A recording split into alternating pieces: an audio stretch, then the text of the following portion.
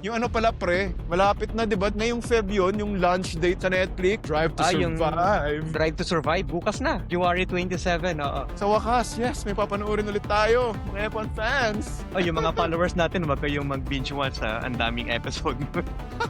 Tukurin nyo ng konti para ma-enjoy naman natin, di ba? Meron kasi dyan mga isang panuoran lang, tapos na. Oo, parang ako. Binge watcher, mga puyat boys. Ano kaya ang pwede nating abangan ng mga drama, di ba? Kasi yung Drive to Survive, talagang hindi naman siya nakafocus sa racing, mga lap times sa mga driver whatsoever, sa mga technical topics. Nakafocus to sa mga drama sa loob ng Oo nga, product, di ba? Pero syempre may Verstappen episode yan, malamang.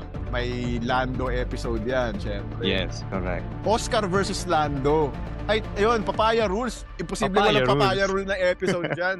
Di ba? Oo. Abangan natin yung episode ng Papaya Rules kung ano talaga yung nangyayari sa loob ng Tingin McLaren. ko yun ang pinaka-aabang na episode eh. Ang inaabangan ko dyan yung kung ano ang sasabihin ni Mark Webber about sa Papaya Rules. Di ba siya yung manager Ay, ni oo Oscar nga, Piastri? Oo, correct. Ah, Sana interviewin siya, no? malamang, i-interviewin yun. Mark Webber, tapos sila Zach Brown, syempre. Ay, sarap pakinggan nun. Tingin ko isa yun sa aabangan na episode. Kasi imposible walang papaya rules. Kasi sobrang sumabog yung papaya controversy nung 2025. Eh. Ang isa pang pwede nating abangan dyan yung pagkasisante ni Christian Horner sa Red Ay, Bull. oo. Pusta ko meron yan, syempre, oo. Ano kaya ang mga pinag-usapan ng mga board ng Red Bull? Kung ano yung dahilan nila kung bakit nila sinipa si Horner. Nanang Yes. season yun. Isama mo pa dyan yung Kyle Lawson, bigla siyang na-demote sa Racing Bulls, di ba? Ano simula, no? Oo, Ah. correct. Tapos si Yuki, balik. Sana i-cover nila yung Alpine, kung bakit nangungulalat yung Alpine team. Oo nga, no? Oo. Yung team principal nila, Si Flavio Briatore, Oo. kung ano yung mga sasabihin niya. kung paano niya i-explain kung gaano sila ka-obsolete.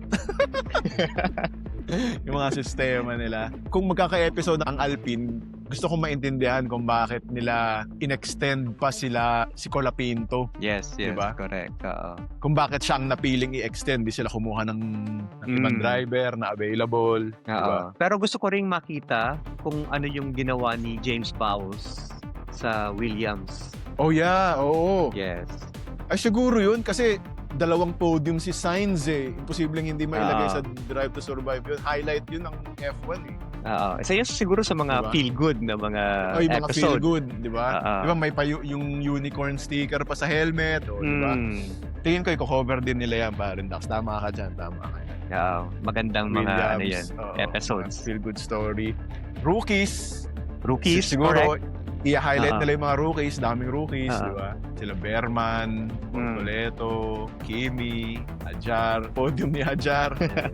Holkey, Silverstone. Silverstone. Definitely may isang episode dyan for Hulkenberg. Oo, ma-highlight yun. Unang Mm. podium ever after 260 plus na races. Yes, correct. Tapos maganda pa mismo yung karera kasi ang gulo, di ba? Oo. Coyote. Ulan-ulan. Oo, chaotic. Yung hinuwaan ni Mang Max tsaka ni Diva George. Oh, yes! Ay, oo. Kasi yun lang ang pinaka-controversial ni Russell eh, nung 2025, di ba? Mr. Consistency yan eh. Isa yun sa mga dramatic moments ni Diva George eh.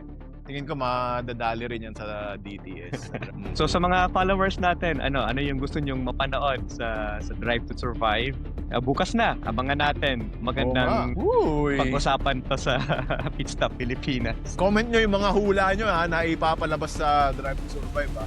Kung may hula kayo ng first episode, comment nyo na rin, malay mo. Diba?